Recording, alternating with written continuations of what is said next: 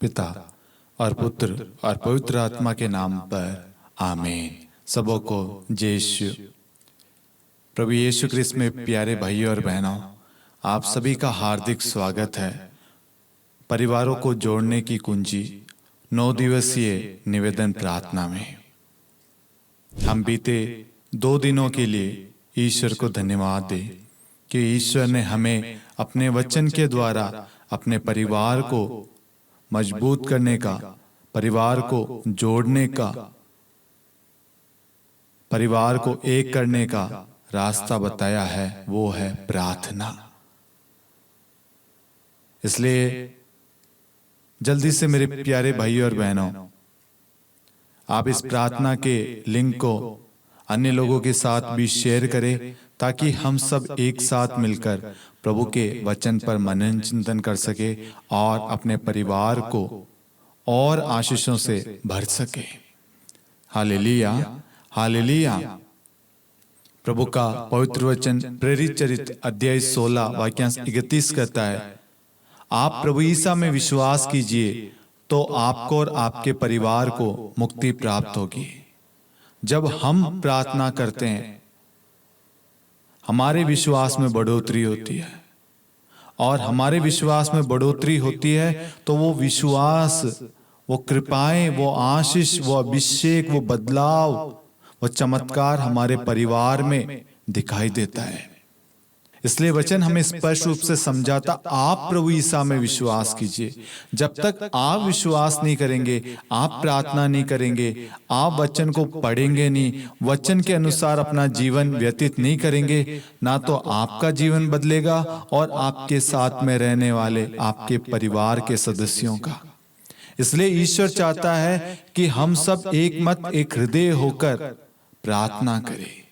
इसलिए ईश्वर ने हमें एक सुंदर अवसर दिया है। आइए हम मां मरियम की विशेष मध्यस्थता मांगे ताकि मां हमारे लिए इस प्रार्थना में मध्यस्थता करे। सभी दूतों और संतों की भी मध्यस्थता मांगे ताकि जितने भी लोग जहां कहीं से भी जुड़े हुए, संसार के किसी भी कोने से क्यों ना हो, आपके इर्द गिर्द प्रभु के स्वर्गदूत इस वक्त आपके लिए प्रार्थना कर रहे हैं।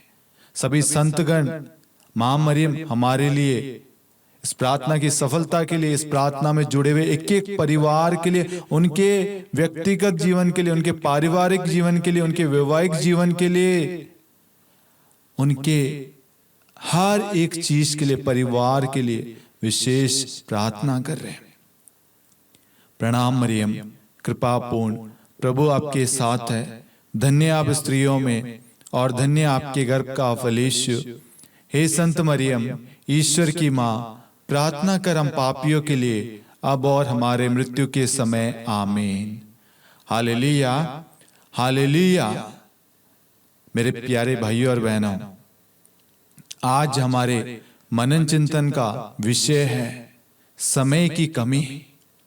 समय ना देने की वजह से परिवार टूट रहा है। पति पत्नी को, पत्नी पति को, माता पिता बच्चों को, बच्चे माता पिता को। एक परिवार परिवार तब कहलाता है जब परिवार के लोग एक दूसरे को समय दे, एक दूसरे से बातचीत करे, एक दूसरे को समझे। आज हमारे पास में समझने के लिए, प्रेम करने के लिए, बातचीत करने के लिए हमारे पास में समय ही नहीं है। आधुनिक युग में हम इतने व्यस्त हो गए हैं कि सब अपने अपने मोबाइल फोन में व्यस्त हैं। हम अपने परिवार से बात करेंगे नहीं, लेकिन मोबाइल फोन से अपने दोस्तों से, अपने रिलेटिव, अन्य लोगों से हम बातचीत करेंगे, लेकिन परिवार के लोगों से बात करना पसंद नहीं करते। बेटा कहता है, पापा मुझे आपसे बात करनी है। पापा कहते हैं, बेटा अभी मेरे पास समय नहीं है, अभी मैं व्यस्त हूं। पत्नी पति को कहती है, पति कहता है बाद में बात करेंगे, अभी समय नहीं है। पति पत्नी को कहता है तो पत्नी कहती है अभी मैं काम में बिजी हूं, बाद में। ऐसे ही एक दूसरे के साथ में हर परिवार में ये चीज चल रही है, वो है समय की कमी। आज हर कोई इतना व्यस्त हो गया कि एक दूसरे के लिए समय निकाल पाना उनके लिए बहुत ही कठिन हो गया है। एक बहन ने फोन किया था। वो बहन कहती है उनका पति जो है वो प्रार्थना करने वाला व्यक्ति है, सुबह शाम हर पल प्रार्थना करते हैं, लेकिन बाहरी रूप से वो मजबूत है, लेकिन आंतरिक रूप से, आत्मिक रूप से वो बहुत कमजोर है। क्यों? कारण ये है कि जो भाई, जो पति है उनका, वह प्रार्थना करने वाला है, वचन को बांटता है, दूसरों को शिक्षा देता है, लेकिन वह उस शिक्षा पर खुद चल नहीं पाता। कैसे? मैं बताना चाहूंगा आपको।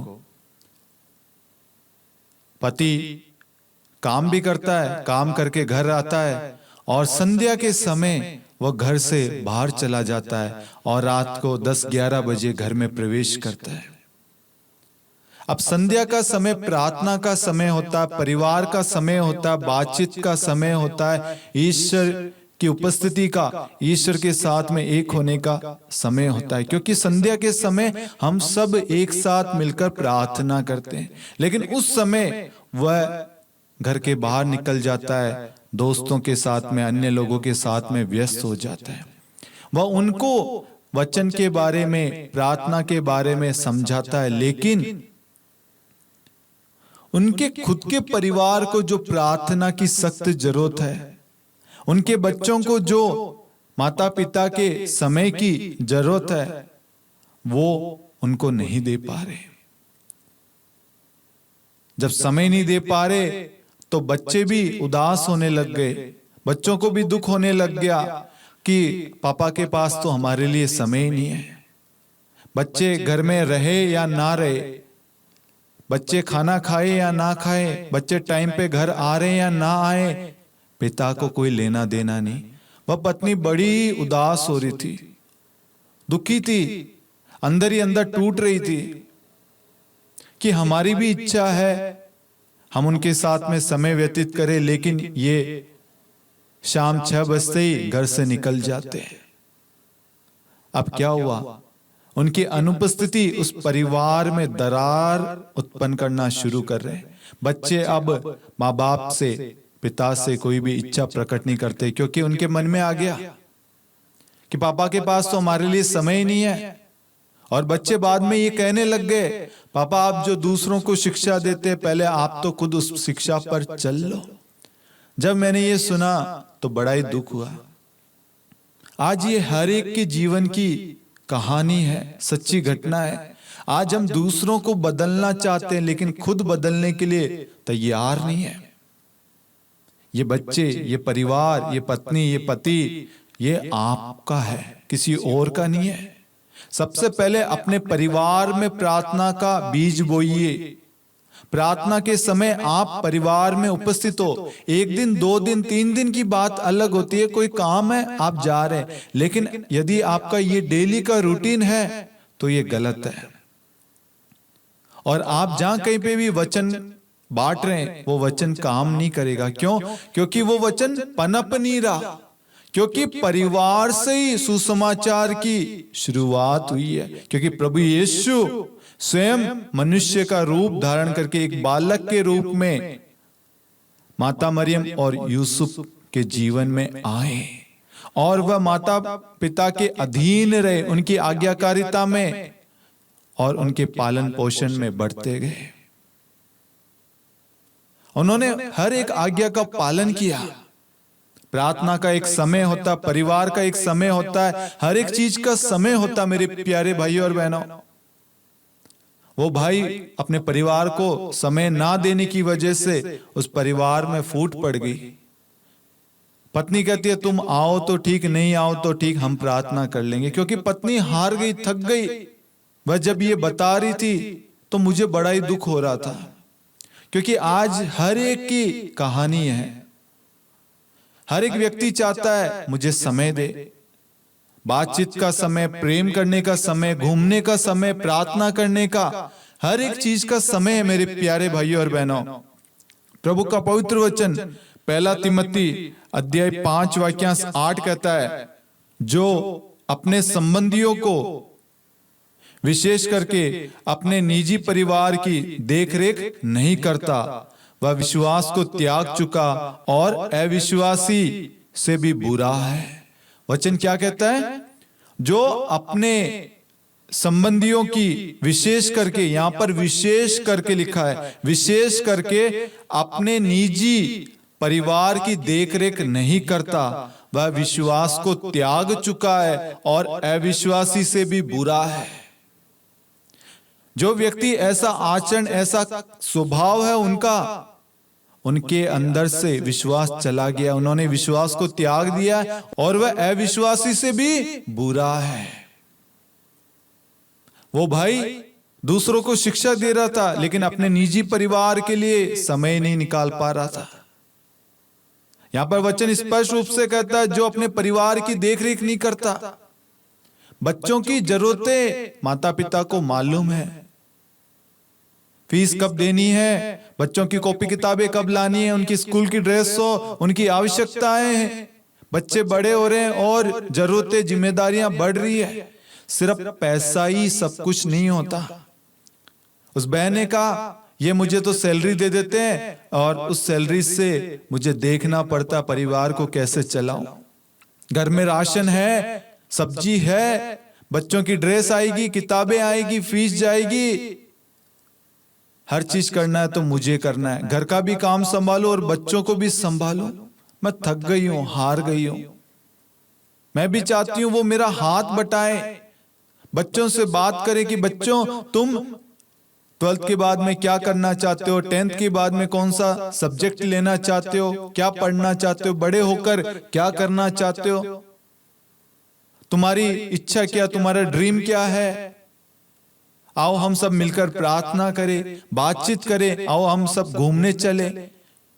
हर एक चीज का समय, मेरे प्यारे भाइयों और बहनों, यदि आप अपने परिवार की, अपनी पत्नी की, पति की, बच्चों की, बच्चे माता पिता की देखरेख नहीं करेंगे तो आप में प्रभु नहीं है। आपने विश्वास का परित्याग कर दिया है, आपके अंदर विश्वास नहीं है और आप अविश्वासी से भी बुरे हैं। Hallelujah, hallelujah. प्रभु का पवित्र वचन सन्मति अध्याय 13 वाक्यांश 22 कहता है, जो कांटों में बोया गया है ये वह है जो वचन सुनता है, परंतु संसार की चिंता और धन का मोह वचन को दबा देता है और वह फल नहीं लाता। यह वह व्यक्ति है जो वचन को सुनता है, परंतु संसार की चिंताएं जो है वो वचन को दबा देती है। हम वचन को पढ़ते हैं, सुनते हैं, प्रार्थना करते हैं, लेकिन संसार की जो चिंताएं हैं, अन्य चीजें हैं, वो हमारी प्रार्थना पर असर डालती है। वह हमें उस वचन पर चलने नहीं देती और धन का मोह वचन को दबा देता और फल नहीं लाता। हमारी इच्छाएं कुछ और है। हम सोच रहे हैं हम दूसरों का जीवन बदले, दूसरों के लिए ये करे, दूसरों के लिए वो करे, लेकिन आप सबसे पहले अपने परिवार की देखरेख करें। आपके परिवार को देख के लोगों का जीवन अपने आप बदलेगा। सबसे पहले आप अपने आप को बदलने की कोशिश कीजिए। दुनिया को बाद में, सबसे पहले अपने आप को बदले। आप खुद बदलेंगे, दुनिया अपने आप बदल जाएगी। क्योंकि जब हम प्रभु की नजर से, प्रभु के प्रेम से कहेंगे, बोलेंगे, देखेंगे ना, तो सब कुछ सही लगेगा, सब कुछ अच्छा लगेगा।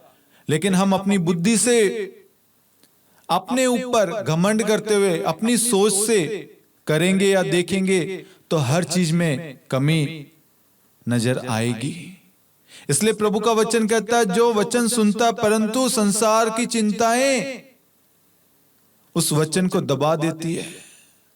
और क्या होता है, धन का मोह हमें अपने जीवन में फल उत्पन्न करने नहीं देता। क्योंकि हमारा मोह किसमें? धन में, अन्य चीजों में, प्रभु में नहीं, परिवार में नहीं, बाकी चीजों में।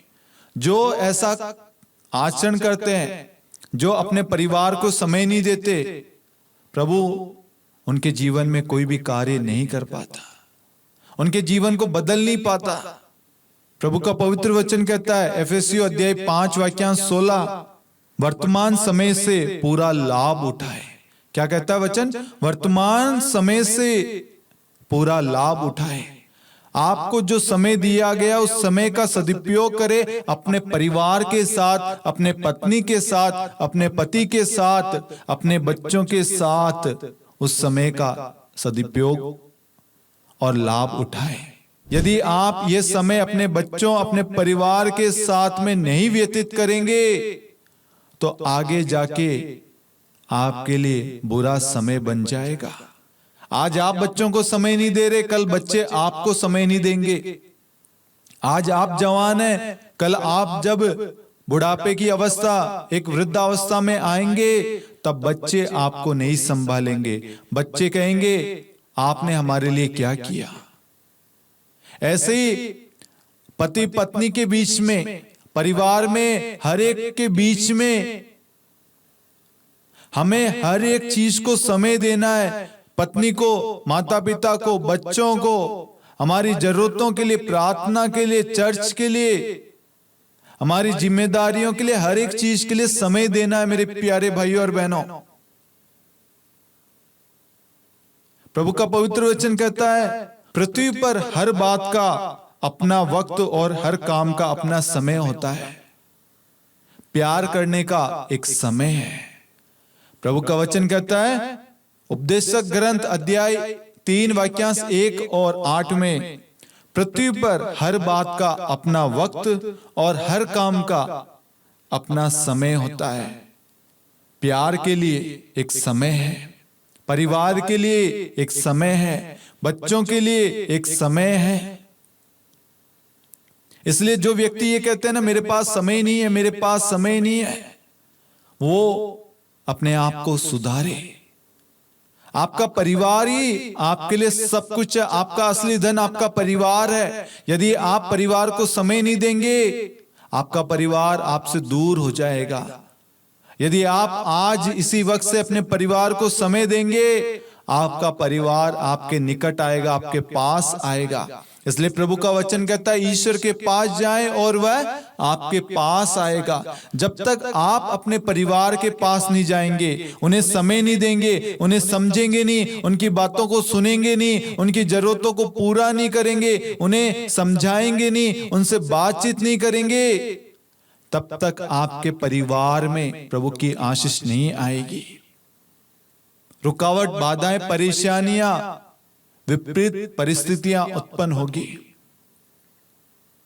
हो सकता है बच्चे कोई बात मम्मी को नहीं बता रहे, पापा को बताना चाहते हैं, वो वेट कर रहे हैं कोई सरप्राइज हो सकता है मम्मी का बर्थडे आ रहा है, वो कहना चाहते हैं पापा अपन कहीं बाहर घूमने चले, मम्मी का बर्थडे हम बाहर मनाएं। उनकी इच्छा है, वो बात करना चाहते, वो समय चाहते हैं, लेकिन पापा अभी नहीं, बाद में बात करेंगे, अभी मैं बिजी हूं। आजकल तो हमारे पास में, हर एक के पास में फोन है और डाटा भी है और कॉल्स करने के लिए अनलिमिटेड पैक भी है। ये सब कुछ होने के बावजूद हम एक दूसरे से बातचीत नहीं करते, एक दूसरे की बात को नहीं सुनते, एक दूसरे के लिए समय नहीं निकाल पाते। हम पुराने लोगों से सीखें, उनका हर एक चीज का समय है। शाम को 7 बजे परिवार में प्रार्थना करना है तो करना है, चाहे तुम कहीं पे भी क्यों ना हो, 7 बजे घर पे उपस्थित होना है। 8 बजे एक साथ खाना खाना है तो एक साथ खाना खाना है, कोई अकेला नहीं। ये एक नियम होता था परिवार का। आज क्या होता है, प्रार्थना के लिए एक बेटा उस कमरे में, एक बेटी उस कमरे में, पति कहीं और, पत्नी ऑल्टर के सामने बैठ के प्रार्थना कर रही है, वो आवाज दे रही है, बच्चे ईयरफोन डाल के मोबाइल में गेम गाने सुन रहे हैं, पति अपने ऑफिस के काम में, अन्य कामों में व्यस्त है। आज आप प्रार्थना को समय नहीं देंगे, कल वचन आपके जीवन में कार्य नहीं करेगा। आज आप प्रार्थना को समय नहीं देंगे, इसकी वजह से कल जब आपके जीवन में कोई अनहोनी घटना या कोई परेशानी आएगी तो आप तिलमिला जाएंगे, बिखर जाएंगे, टूट जाएंगे, क्योंकि प्रार्थना नहीं करोगे तो वचन कैसे याद होगा, और वचन याद नहीं होगा तो आप उस परिस्थिति में प्रार्थना कैसे करेंगे। Hallelujah, hallelujah. आज हर एक की कहानी यही है मेरे प्यारे भाइयों और बहनों। आज परिवार की प्रार्थना का जो समय होता है, परिवार का समय होता है, उस वक्त हम बच्चों को ट्यूशन भेज देते हैं। हम सोचते हैं सारा ज्ञान सब कुछ वहीं से मिलेगा।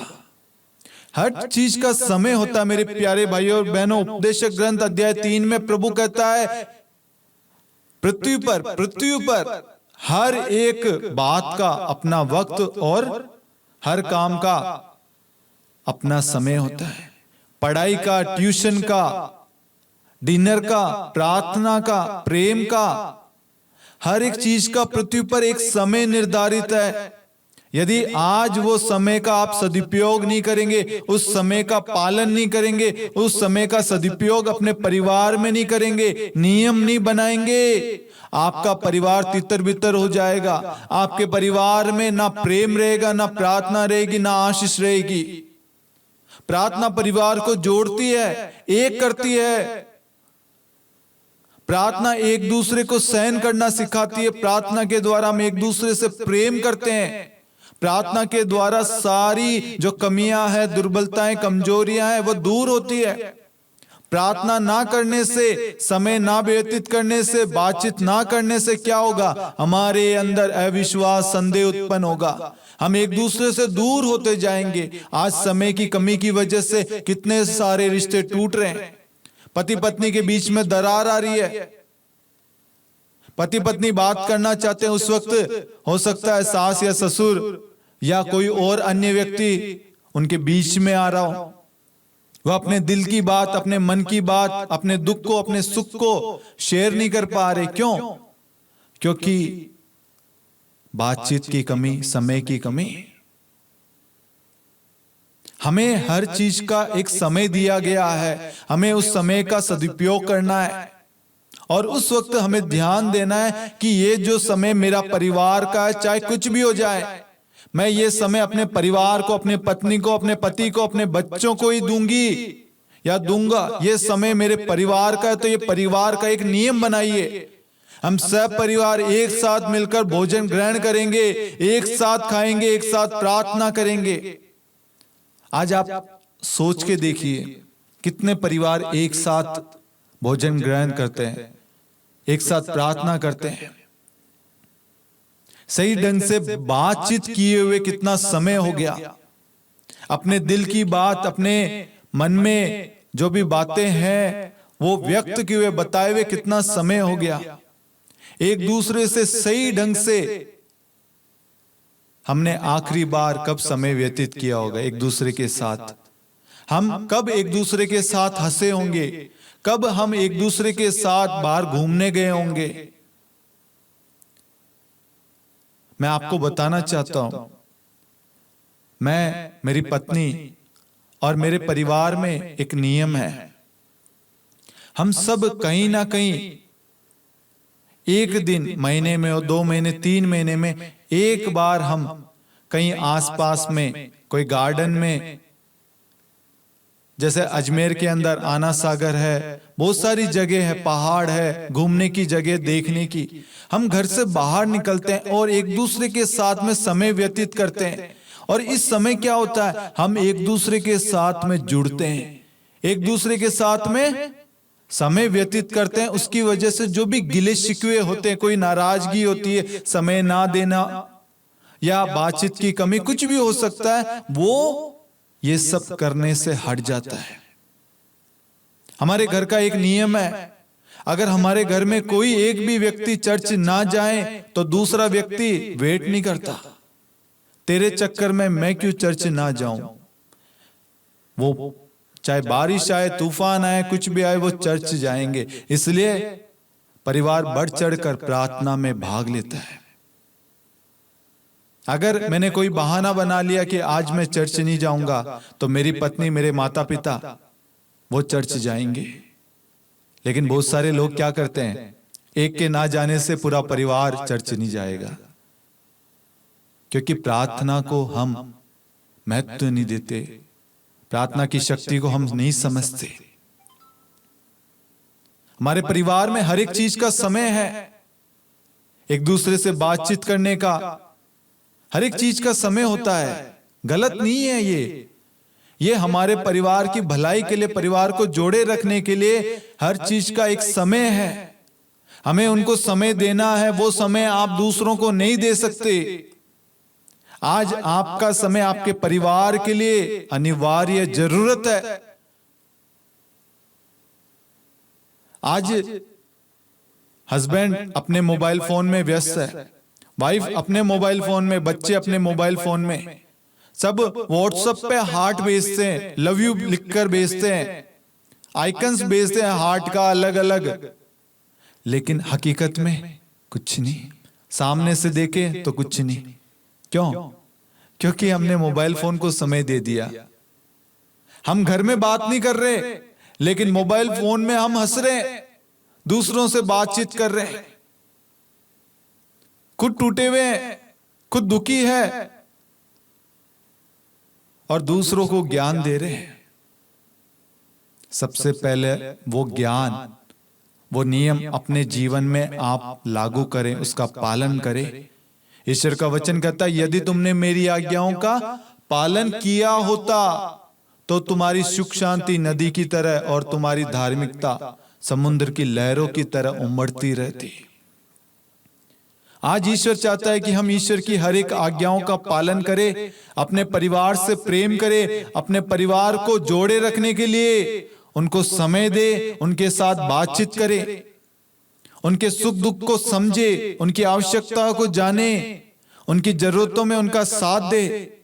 यदि कोई जॉब, कोई नौकरी, कोई काम आपके परिवार को समय देने में, परिवार के साथ बातचीत करने में बाधा उत्पन्न कर रही है, मैं कहूंगा उस नौकरी को छोड़ दो। हो सकता है आज आपके जीवन में थोड़ी परेशानी होगी, लेकिन आपका परिवार जुड़ा रहेगा, और आपका परिवार जुड़ा रहेगा तो क्या होगा? आपके परिवार की प्रार्थना के द्वारा प्रभु आपके जीवन में आशीष उंडेलेगा। आज आप क्या करते हैं? आज आप प्रार्थना को, अन्य चीजों को छोड़कर, परिवार से दूर होकर कामकाज में लगे रहते हैं, मेहनत करते हैं। मेहनत करना गलत नहीं है, लेकिन वो मेहनत अपने परिवार के लिए फल उत्पन्न ना करे। ऐसी मेहनत करके क्या मतलब? बच्चे माँ बाप के साथ में खेलना चाहते हैं, उनके साथ हंसना चाहते हैं, समय व्यतीत करना चाहते हैं, उनसे मजाक मस्ती करना चाहते हैं, लेकिन यदि आपकी जॉब, आपका कामकाज, बच्चे और आपके बीच में, आपके रिश्तों के बीच में, आपके परिवार के बीच में कोई चीज आ रही है जो बाधा बन रही है, उस बाधा को सबसे पहले हटाइए। आपका परिवार ही आपका सब कुछ है, परिवार ही आपका सब कुछ, असली धन आपका परिवार, आपके बच्चे ही आपके असली धन है, सब कुछ आपका परिवार है। यदि आज आपके जीवन में आपकी पत्नी आपका साथ नहीं देगी, आपको नहीं समझेगी, दुनिया भी नहीं समझ पाएगी। आपके बच्चे आपको नहीं समझेंगे तो दुनिया भी नहीं समझ पाएगी, क्योंकि उंगली सबसे पहले आप पर उठेगी। देखो कैसा परिवार है।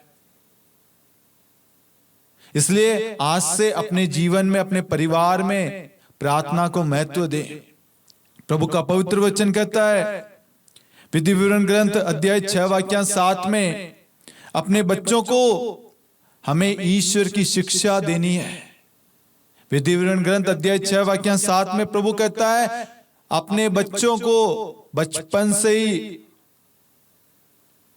ईश्वर की शिक्षा दे, तालीम दे, उनको बताएं परिवार क्या होता है, रिश्ता क्या होता है, प्रार्थना क्या होता है, वचन क्या है, प्रभु कौन है, यीशु मसीह कौन है, नबी कौन है, प्रेरित कौन है, संत कौन है, माता मरियम कौन है, ये हमारे जीवन में महत्वपूर्ण क्यों है, इनके बिना हमारा जीवन अधूरा क्यों है, कौन हमें जीवन देता है, कौन हमारे परिवार को संभालता है, कौन हमें जोड़े रखता है, कौन हमें प्रेम प्रदान करता है, कौन हमारे साथ सदा सर्वदा हमारे साथ रहता है, किसकी शक्ति, किसका सामर्थ्य हमारे अंदर क्रियाशील है। कौन हमें दृष्टि देता है, कौन हमें प्यार करना सिखाता है? बच्चों को बताइए पवित्र शास्त्र बाइबल के बारे में, वचन के बारे में, प्रभु यीशु के बारे में बताइए। आप बचपन में बच्चों के जीवन में प्रभु का बीज बोएंगे ना, जब वह बच्चे बड़े होंगे तो वो वचन, वो प्रार्थना उनके जीवन की रक्षा करेगा, उन्हें मजबूत बनाएगा। आज बहुत सारे परिवारों में कमी यही है, क्योंकि माता पिता के पास में समय ना होने की वजह से परिवार में प्रार्थना नहीं होती, और परिवार में प्रार्थना ना होने की वजह से बच्चे बिगड़ जाते हैं, दूर हो जाते हैं, गंदी संगति में, गलत कार्य में पड़ जाते हैं, और बाद में माता पिता बोलते हैं हमारे बच्चे राह पर नहीं है। बच्चे तो राह पर थे, लेकिन जब राह का समय आया था, जब उन्हें सही शिक्षा, सही ज्ञान की आवश्यकता थी, सही मार्ग बताना था, उस वक्त हम सब व्यस्त थे, हमारे पास में समय नहीं था। आज एक समय चला गया तो चला गया। आज इसी वक्त यदि आप अपने बच्चों को समय देना स्टार्ट करेंगे ना, कल जाकर बच्चों के जीवन में प्रभु का अभिषेक, प्रभु का सामर्थ्य, प्रभु की आशीष कार्य करेगी। प्रार्थना के प्रति बताइए, भक्ति श्रद्धा के बारे में बताइए, चर्च जाना क्यों जरूरी है। आज आप बच्चों को तालीम नहीं देंगे, शिक्षा नहीं देंगे, वो भटक जाएंगे। लोगों को लगता है प्रार्थना करना ये चीजें फालतू व्यर्थ है। नहीं, प्रार्थना करने से हमें हौसला, सामर्थ्य, बल, शक्ति, प्रेम, आनंद सब कुछ प्रार्थना करने से मिलता है। कितना भी दुख क्यों ना हो, कितनी भी पीड़ा क्यों ना हो, कितनी भी बुरी अवस्था क्यों ना हो, यदि प्रार्थना है तो सारी पीड़ा, सारी दुख हमारे जीवन से हट जाती है, और ईश्वर का सामर्थ्य, ईश्वर की शांति हमारे भीतर, हमारे अंदर उपस्थित होती है, उतरती है। Hallelujah, hallelujah. आज समय की कमी की वजह से परिवार तितर बितर हो रहा है, इधर उधर हो रहा है। परिवार में यदि 3 जन है, 4 जन है, माता पिता, बच्चे, तो आप दोनों में से, हस्बैंड वाइफ दोनों में से, अगर बच्चे छोटे हैं, अभी जन्म हुआ है, तो दोनों में से एक जना बच्चे के साथ सदा सर्वदा रहे। बच्चे को इस वक्त आपकी जरूरत है। हो सकता है आप दोनों में से एक जना काम नहीं करेगा तो फाइनेंस में थोड़ी सी कमी आ सकती है, लेकिन उस फाइनेंस से बढ़कर आपका परिवार, आपकी संतान। आपने उस बच्चे को समय दे दिया, वो समय कल फल उत्पन्न करेगा, आशीष का कारण बनेगा। आज बहुत सारे परिवार का बिखरने का रीजन ये है, पति पत्नी दोनों काम में व्यस्त है। बच्चे को हम दूसरों के भरोसे छोड़ जाते हैं। बच्चे कहां से क्या सीखेंगे? बच्चों के मन में ये माता पिता व्यस्त है, ये हकीकत है। आप अपने इर्द गिर्द स्मार्ट मेट्रो सिटी में देखिए,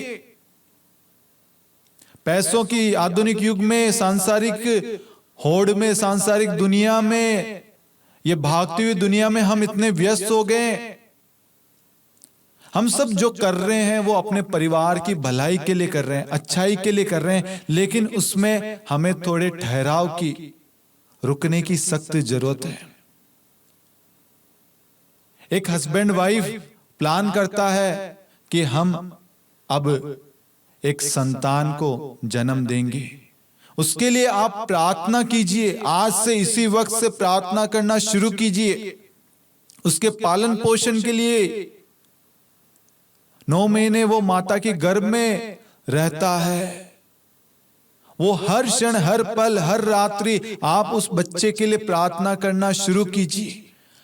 जो आप बीज बोएंगे वो उसके अंदर कार्य करेगा। आप अपने पत्नी अपने पति को प्रेम करेगी, एक दूसरे को समय देंगे, बच्चा अंदर पेट में वही सीखेगा, उस पर वही प्रभाव, वही असर पड़ेगा। आप अच्छी चीजें देखेंगे, अच्छी चीजें बोलेंगे, अच्छी चीजें करेंगे, प्रार्थना करेंगे, एक दूसरे से प्रेम करेंगे, एक दूसरे को ब्लेस करेंगे, झूठ नहीं बोलेंगे, सच्चाई बोलेंगे, बच्चा भी वही सीखेगा, वही करेगा। और बच्चा जब जन्म लेता है उस वक्त उससे माता पिता के स्पर्श की, उनकी उपस्थिति की सख्त जरूरत होती है, उनके साथ की। वह सबसे पहले नाम क्या लेता है? पापा, मम्मी।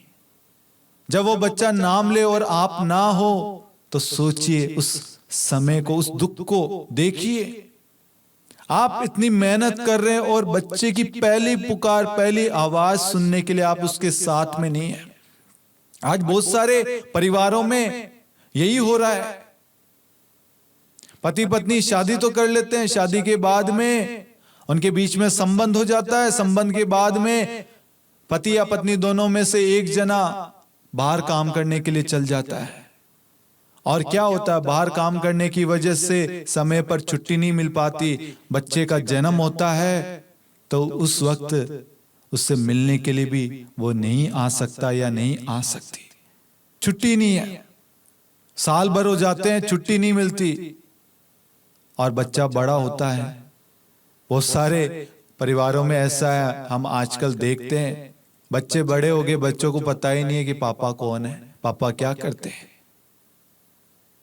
क्योंकि हस्बैंड वाइफ के बीच में मतभेद, लड़ाई झगड़े हैं। इस लड़ाई का सबसे बड़ा कारण है एक दूसरे को समय ना देना, एक दूसरे को नहीं समझना, एक दूसरे से बातचीत की कमी। बातचीत का जो समय था उसका हम सदुपयोग नहीं करते, प्रेम का समय था उस प्रेम का सदुपयोग नहीं करते, उस समय का। बच्चे आपको चाहते हैं, माँ बाप बच्चों को चाहते हैं। माँ बाप चाहते हैं बच्चे हमारा साथ दे, हमारी देखभाल करे, देख रेख करे जब वो बुजुर्ग हो जाए, वृद्धावस्था में आ जाए।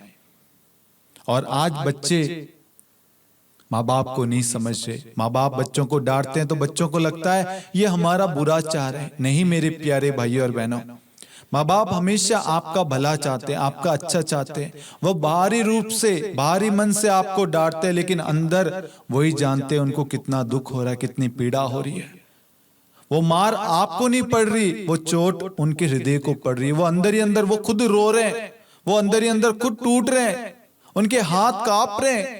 वो आपको नहीं दिख पा रहा, लेकिन वो अनुभव करना पड़ता है।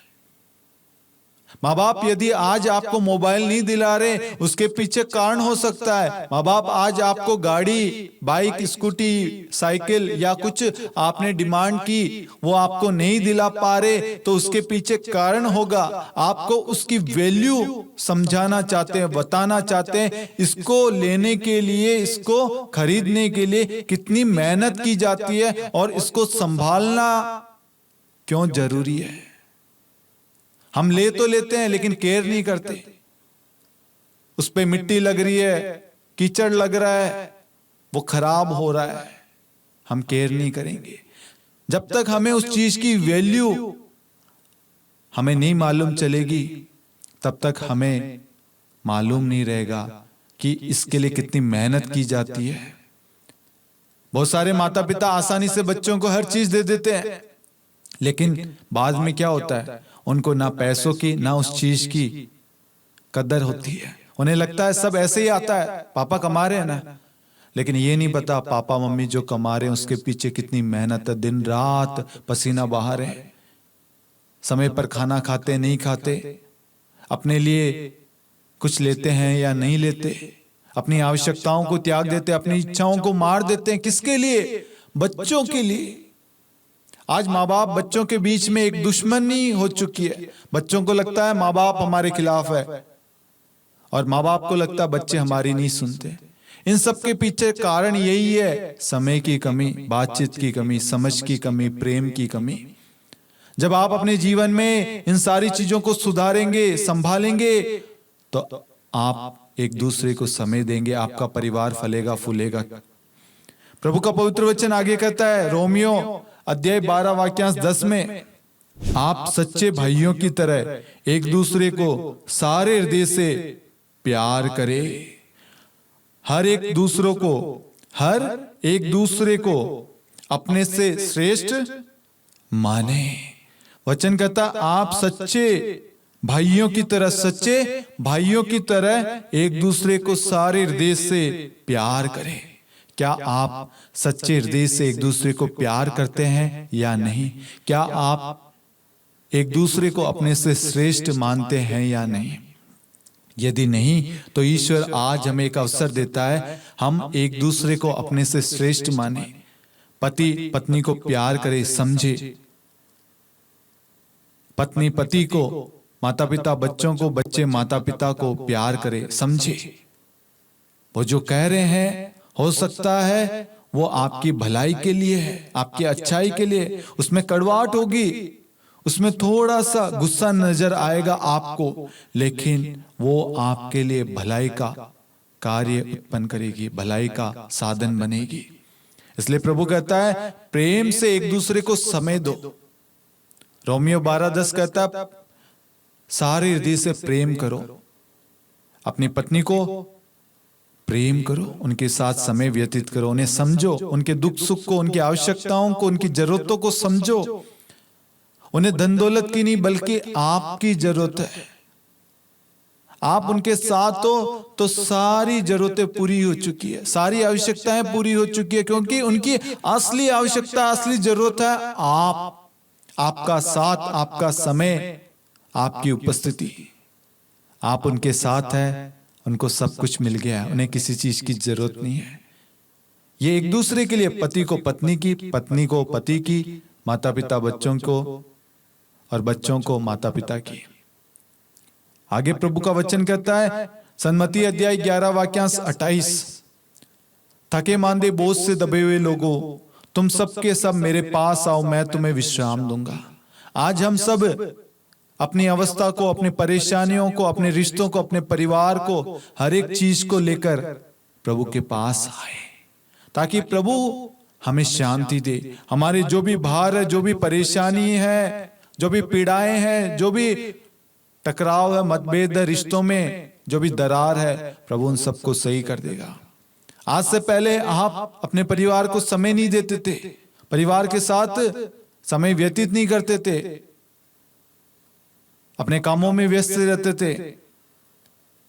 लेकिन आज प्रार्थना के द्वारा, प्रभु वचन के द्वारा हमें एक नया अवसर प्रदान करता है, एक नया व्यक्ति, एक आदर्श परिवार बनने का हमें अवसर देता है। इसलिए मेरे प्यारे भाइयों और बहनों, हम बड़े विश्वास के साथ प्रेरित चरित्र अध्याय 16 वाक्यांश 31 पर विश्वास करते हुए घोषणा करें, प्रार्थना करें। प्रभु का वचन कहता है आप प्रभु ईसा में विश्वास कीजिए तो आपको और आपके परिवार को मुक्ति प्राप्त होगी। आज आप एक दृढ़ संकल्प, एक निर्णय लेंगे, एक डिसीजन लेंगे कि आज से कुछ भी हो जाए, मेरे परिवार का समय मेरे परिवार को ही दूंगा, चाहे नौकरी रहे या ना रहे, लेकिन मैं अपने पत्नी को प्रेम करूंगा, पत्नी अपने पति को, बच्चे अपने माता पिता को, माता पिता अपने बच्चों को समय देंगे और उन्हें प्यार करेंगे। उन्हें प्रार्थना का मर्म, प्रार्थना के बारे में हम सिखाएंगे और एक मत, एक हृदय होकर हम पारिवारिक प्रार्थना करेंगे। जब आप एक पहल, एक निर्णय लेंगे ना, तो आपके द्वारा आपको और आपके परिवार को, दोनों को प्रभु आशीष देगा। और जो भी कमजोरियां, कमियां थी आपके रिश्ते में, आपके परिवार में, जो रुकावट हो, बाधा हो, चिंताएं हो, वह सब दूर हो जाएगी। आज से पहले आप चिंता करते थे अपने बच्चों को लेकर, अपने रिश्तों को लेकर, अपने परिवार को लेकर। जब आप प्रार्थना करना शुरू करेंगे ना, सारी चिंताएं दूर हो जाएगी, क्योंकि आपने अपनी सारी चिंता किसको दे दी? प्रभु को। अब आप चिंता से मुक्त है, आप आजाद है। अब ये समय, ये पल सिर्फ परिवार के साथ। आपका परिवार ही आपका असली धन, सब कुछ परिवार है। यदि आपका परिवार आपके साथ नहीं है, आपके जीवन में कुछ नहीं है। आज लोगों के पास में धन है लेकिन परिवार नहीं है। आज लोगों के पास में सब कुछ है लेकिन समय और समय की कमी की वजह से उनका परिवार उनसे दूर हो गया है। जो समय परिवार को देना था, उस वक्त वह अन्य चीजों को प्राथमिकता देते थे और आज वह उस परिवार को पाना चाहते हैं तो परिवार उनके साथ नहीं है। टकराव चल रही है, डिवोर्स के लिए अप्लाई कर रखा, बहुत सारे परिवारों ने डिवोर्स कर दिया, बहुत सारे दंपतियों ने एक दूसरे से डिवोर्स लेकर अलग हो गए। कारण क्या है? समय की कमी, ये मुझे समय नहीं देते, ये मुझे समय नहीं देती, ये मुझे नहीं समझता, ये मुझे नहीं समझती। ये कारण आपके पवित्र रिश्ते को खत्म कर रही है। इसलिए हम सुधरे और सुधारें अपने परिवार को। आज से इसी वक्त से अपने परिवार में समय देना शुरू करें। आज आप समय देंगे, समय कल आपको फल देगा। आपके परिवार के द्वारा ईश्वर की महिमा होगी और ईश्वर आपके परिवार को आशीष देगा और आपके परिवार के द्वारा प्रभु महान कार्य करेगा। आपके परिवार को एक आदर्श परिवार और एक पवित्र नाज़त परिवार की तरह आपको मिशन के लिए चुनेगा। आपके आचरण, आपके व्यवहार की वजह से, आपके प्रेम, आपके प्रार्थना में जीवन को देखकर अनेक लोगों का जीवन बदलेगा। प्रभु आपके परिवार में प्रभु आना चाहता है, आपसे बातचीत करना चाहता है, आपके सुख दुख में साथ देना चाहता है। इसलिए अपने घर में प्रार्थना को शुरू कीजिए। प्रार्थना से सब कुछ बदलता है। सोच, सब कुछ प्रार्थना के द्वारा संभव है। इसलिए आज से अपने जीवन में, अपने परिवार में प्रार्थना को प्राथमिकता दे, परिवार के साथ में समय व्यतीत करे और एक दूसरे से मेल मिलाप करें। Hallelujah, hallelujah. आइए हम प्रार्थना करें।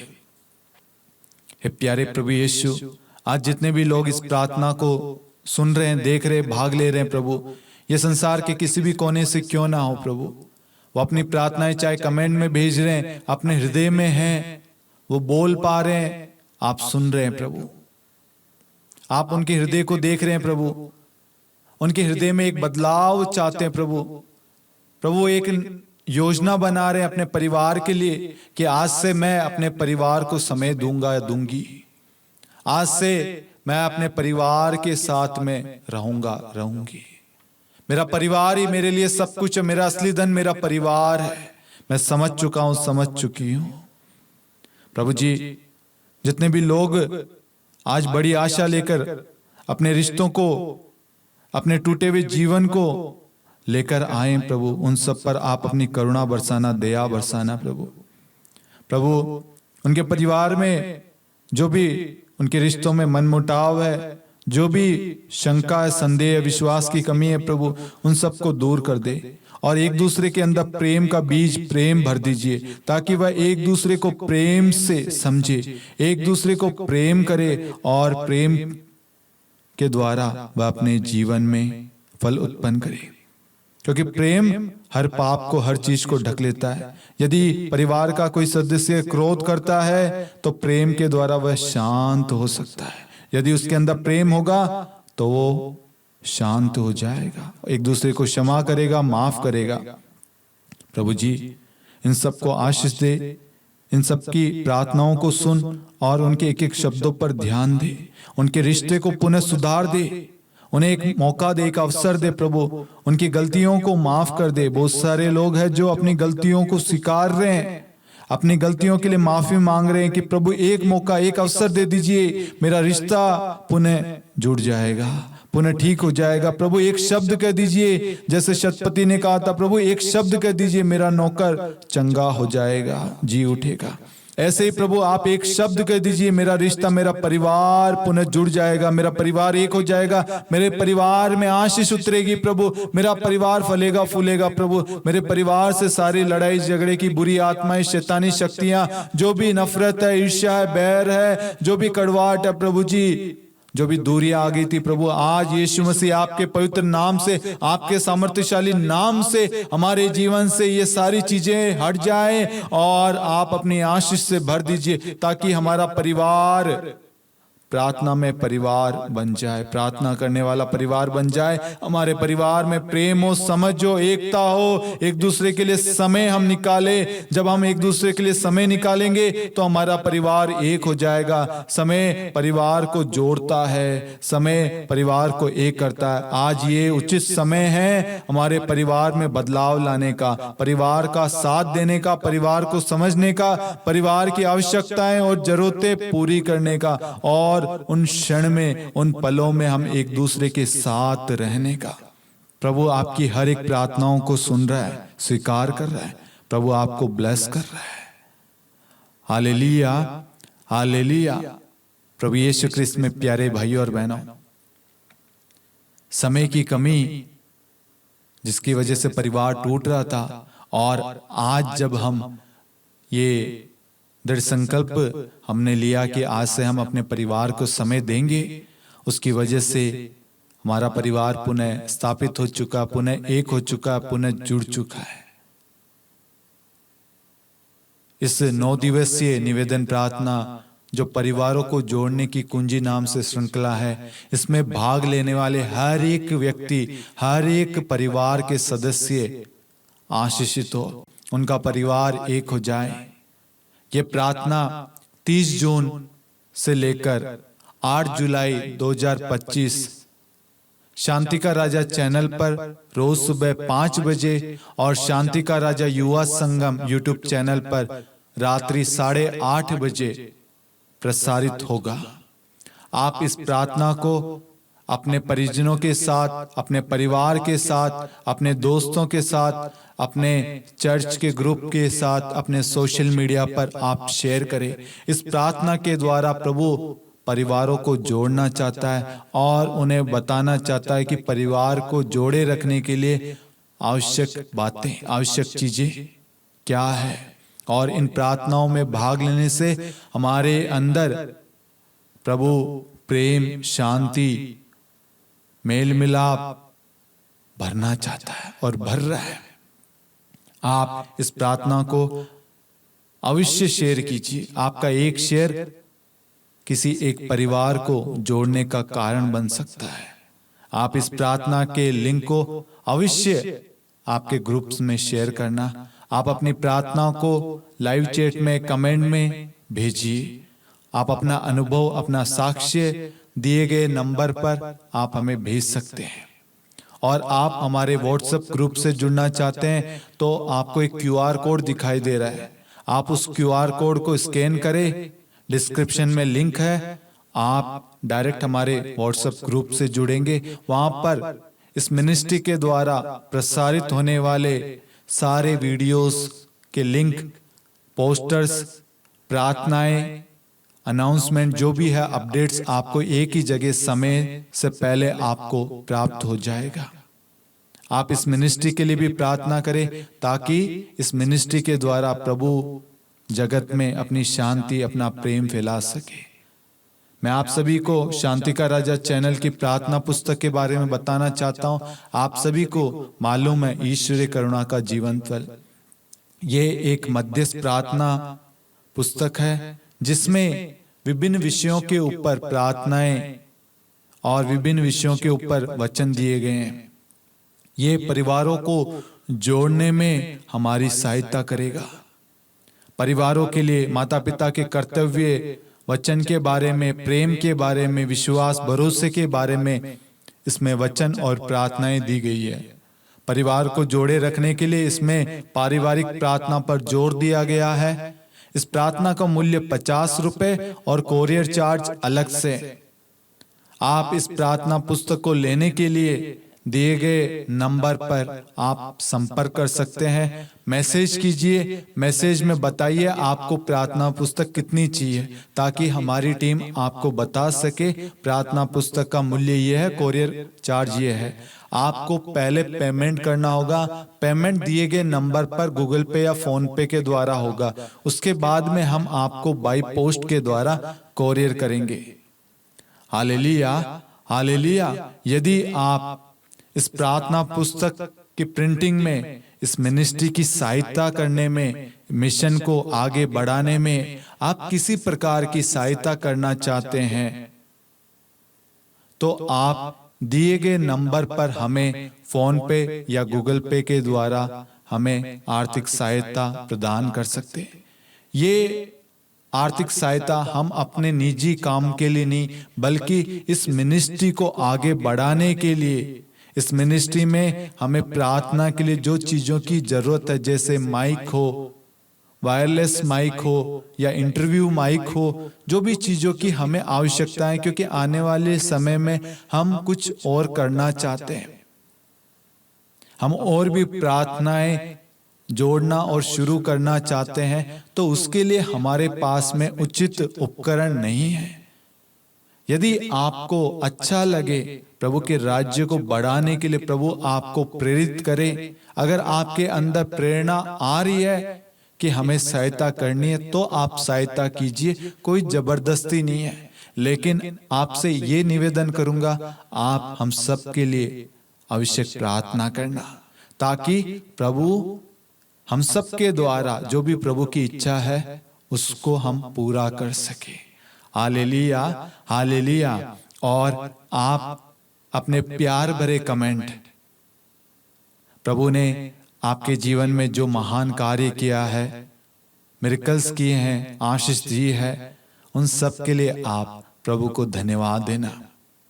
आप कमेंट अवश्य करना। आपके कमेंट्स को, आपके लाइक, आपके शेयर को देखकर हमें खुशी होगी, क्योंकि हमारे अंदर भी एक उत्साह जागेगा कि लोग प्रार्थना को पसंद कर रहे हैं और प्रार्थना के द्वारा लोगों का जीवन बदल रहा है, और हमें भी मोटिवेट मिलेगा, हम भी मोटिवेट होंगे, हमारे अंदर भी जोश उत्पन्न होगा और अधिक प्रार्थना करने का, और अधिक विषयों पर मनन चिंतन करके आप लोगों के सामने उसे प्रस्तुत करने का। Hallelujah, hallelujah. आप इस प्रार्थना के बारे में अन्य लोगों को अवश्य बताएं। Hallelujah, hallelujah. पिता और पुत्र और पवित्र आत्मा के नाम से आमीन। सबों को जय यीशु।